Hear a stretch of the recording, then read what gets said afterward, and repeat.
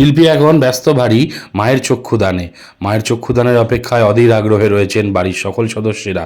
কারণ মায়ের চক্ষুদান হবে, তারপরেই বাদ্যি বাজনা সহকারে মাকে তারা নিয়ে যাবেন নিজেদের বাড়িতে। এই দৃশ্য সত্যি বড় ভালো লাগার এক দৃশ্য। তাই তো এই দৃশ্যের সাক্ষী থাকতে আমিও হাজির হয়েছিলাম শিল্পী দেবকুমার পালের স্টুডিওতে।